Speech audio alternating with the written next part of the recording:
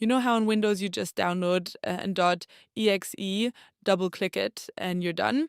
Yeah, Linux Mint doesn't really work like that. There are actually a few different ways to install apps, some super easy, others a bit more advanced, and if you're new, it can get confusing fast. So, in this video, I'm going to walk you through all the main ways to install software on Linux Mint so you can figure out which one makes the most sense for you. All right, let's start with the easiest method, the software manager. If you're new to Linux Mint, this is honestly where you should begin. It's basically like an app store, similar to what you'd find on a phone or even Windows. All you do is open the menu, launch the software manager, search for the app you want, and hit install. That's it, no commands needed. What's nice is that it pulls apps from the official Linux Mint repositories and also Flatpak, so you actually get a pretty big selection of software in one place. Now, the reason this is great is because it's easy and also beginner friendly, but the downside is you don't get as much control, and sometimes really specific or niche apps might not show up here.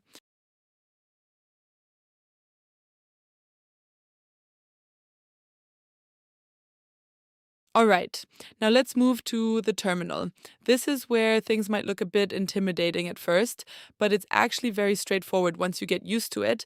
Linux Mint uses something called Advanced Package Tool, which is basically the system that handles installing and managing software in the background. So instead of clicking buttons, you just type a command. For example, if you want to install qBittorrent, you'd first run these commands.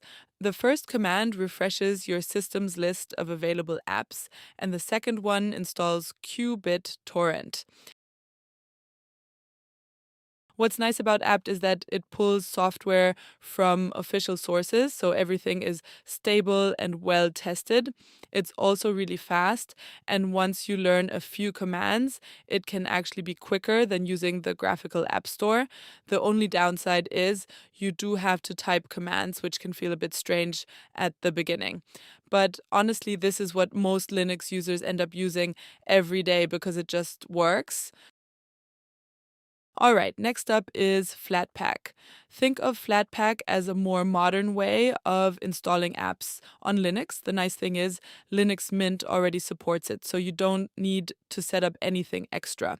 Flatpak apps come from a store called FlatHub, which has a huge collection of applications, and in many cases, they're more up to date than what you get through Application Package Tool. If you want to install something like GIMP using Flatpak, you'd run this command. Now, one important thing about Flatpak is that apps run in what's called a sandbox. Basically, they're isolated from the rest of your system, which makes them a bit more secure. The advantage here is you get newer versions of apps and they work across almost any Linux distribution. The downside is they tend to be larger in size and can use a bit more disk space. So, a good way to think about it is if this application package tool doesn't have the latest version of an app, Flatpak probably does. All right, now this one will feel very familiar if you're coming from Windows deb files. This is basically the Linux equivalent of downloading a .exe file from a website. So what you do is go to a site, for example, Chrome or Discord, download the deb file first. After the download is complete, just double click it to install. It'll open a simple installer and you just hit install. Done.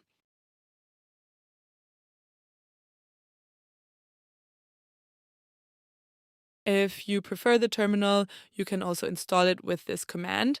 That does the same thing, just without the graphical interface. The good thing about .deb files is they're simple and come directly from the developers, so you're getting the official version. The downside, though, is updates. Unlike apps installed through Application Package Tool, these won't update automatically unless the app adds its own repository in the background. So it's easy and familiar, just not as hands off when it comes to updates.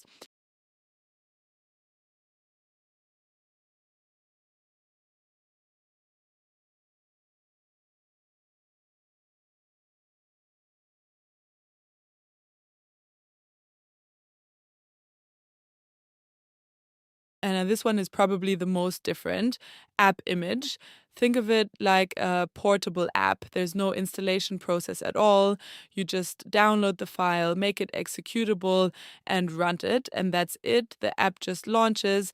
What's really nice about AppImage is that it doesn't install anything on your system. You can even put it on a USB drive and run it on different computers. But the downside is it doesn't integrate well. It might not show up in your app menu automatically, and updates are something you have to handle yourself, though some support automatic updates. So it's perfect if you just want to quickly try an app or run something without actually installing it on your system. So this is the beauty of Linux Mint. You're not locked into one way of doing things. You can start simple with the software manager, pick up application package tool as you go, and then use Flatpak or AppImage whenever you need that extra flexibility. If this video helped you out, go ahead and hit like and subscribe for more Linux content. See you in the next video.